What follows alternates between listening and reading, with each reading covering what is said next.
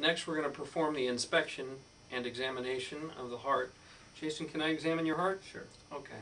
The first thing that we do is a visual inspection of the chest, looking for any obvious pulsations. We also inspect the neck for any kind of jugular venous distension or pulsations. The next thing that we do is palpation. And this we do with the pads of our fingers, palpating over the different areas of the heart. First the aortic area, next the pulmonic area, the tricuspid area, and finally the mitral area.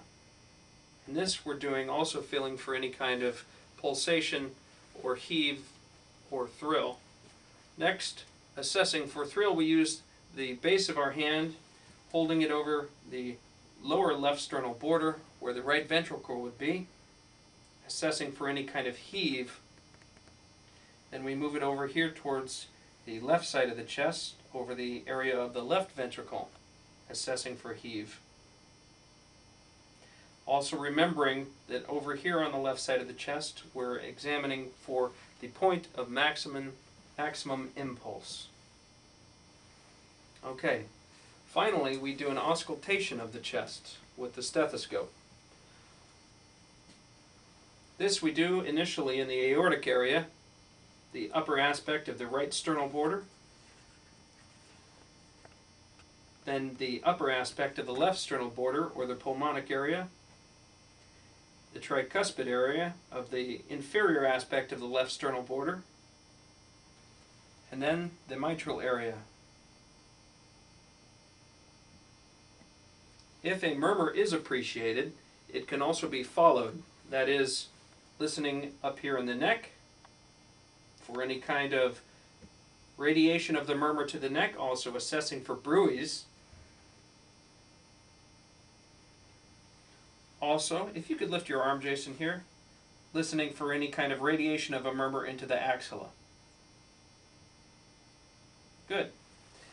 Next, we'll perform an examination with the patient lying down. If you could just lie down for me, Jason, we're going to do the same thing. The second part of the heart examination is with the patient lying down. Visual inspection has already been performed. Next, I will palpate lightly, again in the areas of the chest, aortic, pulmonic, tricuspid, and mitral, feeling for any pulsations.